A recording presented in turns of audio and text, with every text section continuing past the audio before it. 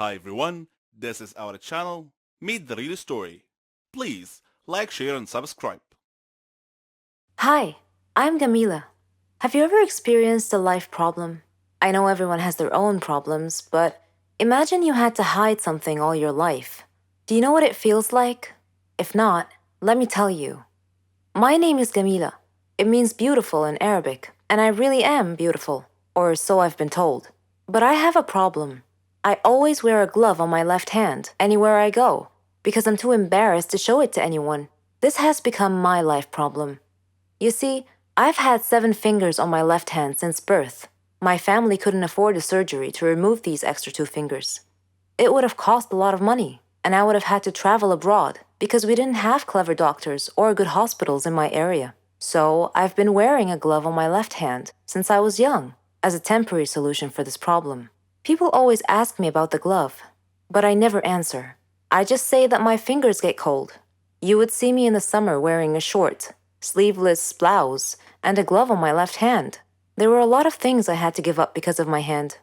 Once, I wanted to play gymnastics. My mom was okay with it, so I went to many places to train, but they all refused to accept me because of my 7 fingered hand, which they considered to be a problem. At school, my classmates would laugh and ridicule me a lot, so I never had a lot of friends, just a few. I got into the college of my dreams. I thought that people might stop this bullying, so I considered taking off the glove. But I was afraid, because I was going to join a new society, so I didn't. I went with the glove instead. I was surprised at the amount of bullying at college, more than I had ever seen. It was a good thing that I decided to wear my glove. There were a lot of bullies there. Then, something happened. It became a turning point in my life. One time, while I was standing and speaking with my friends, one of them suddenly pulled off my glove. This glove was old and wasn't very tight on my hand. I had been intending to buy a new one after school, but they all discovered my secret. Some were astonished, while others started making fun of me and bullying me. I stopped going to university for a whole week. People blame me for something that wasn't my fault, but that was the story of my life. If I hid away now, I'd be in this mess forever. So I decided never to wear that glove again. I decided to face my fears. I am beautiful enough to live a good life. I decided to ignore all the bullies and take care of myself. I went to my college. I didn't care about people's opinions. I focused on my studies, had great success, and proved to myself and to others that I was not disabled. The disabled can't think or succeed. Later, when I was attending a lecture by a famous doctor, he noticed my hand and offered to operate on it and make it look normal. This surgery would be the first of its kind in my country, and I accepted. When I saw my hand after the surgery, I couldn't believe myself. Bullying can ruin people's lives, but as they say, no one can make you feel inferior without your consent. Hello, everyone. I'm Lauren. Did you ever wonder what it would be like to have your life completely destroyed by someone close to you? Ever thought about what you would do then? I didn't have time to think, because that's exactly what happened to me. It all started 2 years ago. I lived a quiet life with my mom and dad and my sister. I loved my family. We were always together. We were happy until that fateful day. My dad got fired from his work, a big company. He had worked there for 20 years. The only money we had then was what he had managed to save over the years. Finding a new job wasn't easy. It was a hard time for all of us, especially my dad. He was becoming desperate. At times, he just sat there, quietly, deep in thought, and I rarely saw him smile since. One late night, we were still up waiting for him when he walked through the door. But something was different. He wasn't walking straight. It was the first time in my life seeing him drunk. I decided to take matters in my own hand. I started job hunting. I was lucky enough to find something suitable at a startup company. The pay was good enough, and the more I worked, the more I earned. I was trying my best to get our life back. I was giving it all I've got. My dad started asking me for money. I was more than happy to give him what he needed. I didn't even ask what it was for. Then he started asking for more. He came late almost every night, and he was never awake in the morning. It seemed like we hadn't talked together for ages. Then, money started disappearing from my purse. I got home from work one night. It had been a long day, and I was really tired. I put my bag in my room, and I went to the kitchen to find something to eat. I made myself a sandwich, then took it back to my room. But when I got to the door, I saw a shadow moving inside. I thought everyone was asleep, so I opened the door slightly and looked inside. I couldn't believe what I saw. My dad was standing over my bag, and my wallet was in his hand. He found no money in it, so he threw it on the bed and started going through my purse. At that moment, my mom came down the stairs. She had my dad's shirt in her hands and a small pack of white powder. I looked at her face. Her eyes were filled with tears. I tried to speak, but found nothing to say. My dad came out of my room. He saw us standing there. Suddenly, everything changed. He tore the shirt and the pack from my mom's hands. He was hysterical. He started breaking things around him. My mom and I were too scared to move, but then my sister came running down the stairs. He pulled her towards him and held a knife to her throat. He threatened to kill her if we didn't give him money. Without a moment's thought, I did what he asked. Things only got worse. Nothing was ever enough. He asked for more and more money, and if I refused, he'd get violent, beating up anyone in his path. I couldn't stand by and watch, so I would just give him what he wanted, until I decided enough was enough.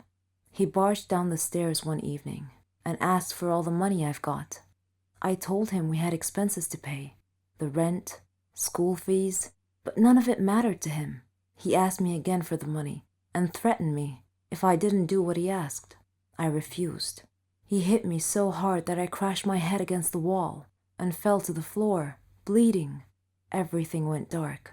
My mom took me to different hospitals, and I had to do a lot of checkups and tests, but all the doctors said the same thing, that this was it. I was sentenced to live my life in darkness, never to see the light again. Bumping my head against the wall was one of the reasons, but apparently my psychological state played a huge role in my recovery. The doctors suggested that I'd be taken to a psychiatrist. My dad felt sorry for what he had done to me. He quit the drugs and alcohol, tried to be proper, but it was because of him that I was in this state. I didn't know if I could ever find it in myself to forgive him. I was torn inside. He was my dad, but I couldn't forget what had happened. I stopped talking shortly after, and he left, disappearing from our lives. No one knew where he was or what he was doing. A year had passed, and he came home. He sounded good, kind of like how he was before. He's trying to make up for what he had done. But to me, nothing he does makes a difference anymore. I'm still in the dark. That's something I'm gonna have to live with my whole life. I can't change that. What do you think I should do? Before this summer, I had zero experience with dating apps. Tinder wasn't even released until 2 years after my long-term relationship ended. During 7 years of my relationship, I had played around on my friends' apps, but never swiped left or right. Finding myself suddenly single at the beginning of the summer and in desperate need of distraction, I dove headfirst into the pool of online dating.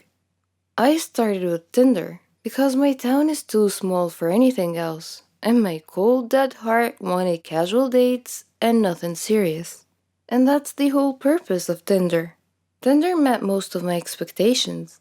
I went on a handful of dates, met some cool guys, and some not so cool guys. I even hung out with a few truly interesting people, like a radio DJ who runs a wedding business on the side. What I did not expect from Tinder, however, was how most of these interactions started to make me feel good about myself. I mean really good about myself. Like every woman in the world, I have never been happy with my body. At a size 10, I am labeled plus size, and I've worn glasses on and off throughout my whole life. When I'm out with my girlfriends, I am never the girl who is hit on, flirted with, or even picked up. Ever since I hit puberty and became aware of attractive versus unattractive, I've thought of myself as filling the role of the fat friend who just sits back and smiles. Obviously, I've had boyfriends, but they've always been my friends first. So when they said you're gorgeous, what I heard was, I found you gorgeous only after getting to know you. I didn't immediately think you were pretty. I know that having someone attracted to your personality is way more important than thinking you're cute. But I wouldn't hate having just one guy who doesn't know me at all tell me that I'm attractive. Friends, family, and boyfriends, I don't believe. But a total stranger, that person I might actually listen to. This brings us back to Tinder.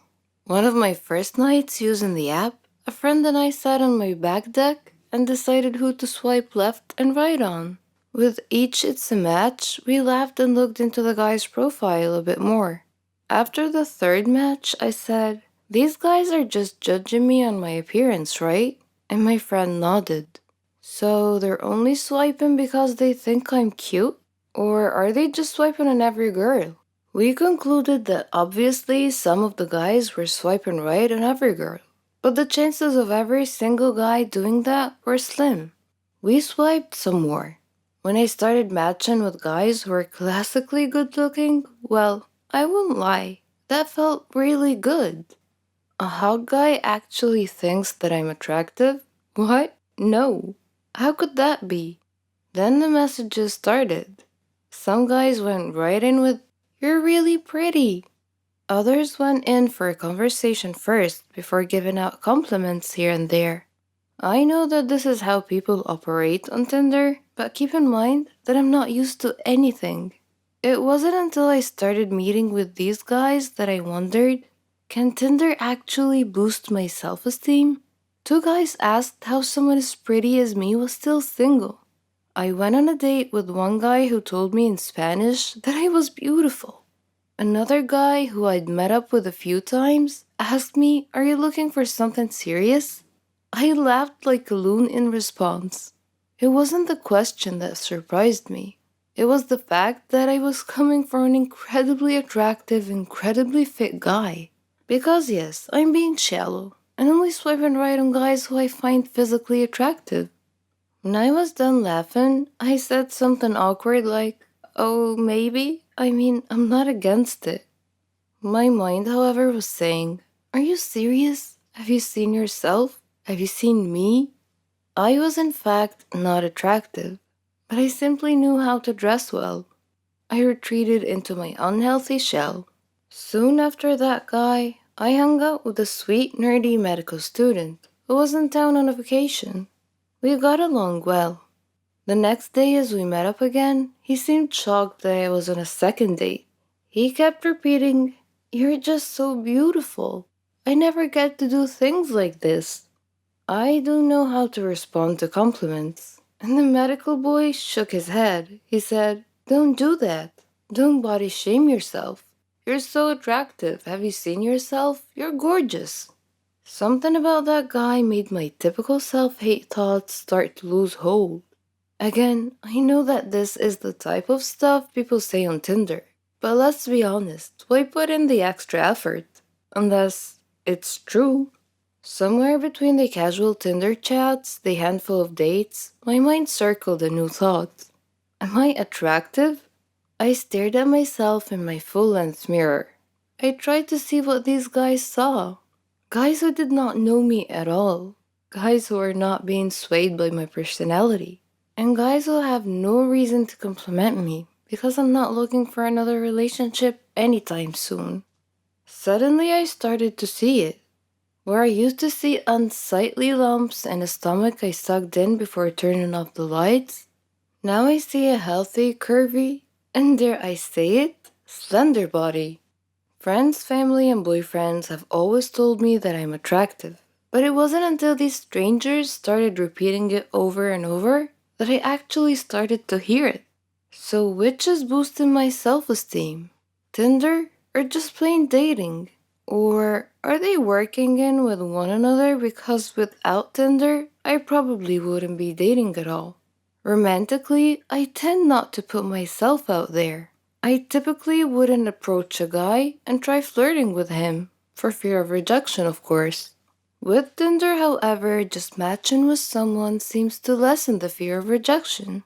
Whether you matched with them because they're genuinely interested, or you matched because they're saying yes to everyone, Seeing that it's a match message eases a tiny bit of the tension that goes into dating. Whether it's thanks to Tinder or not, in the past few months I've discovered newfound confidence. When someone compliments me, I say thank you instead of responding with a self-hatred joke. When I meet a date for the first time, I work at being my usual chatty, sarcastic self rather than being shy and quiet. I have flirted with guys and even gave a random musician my number.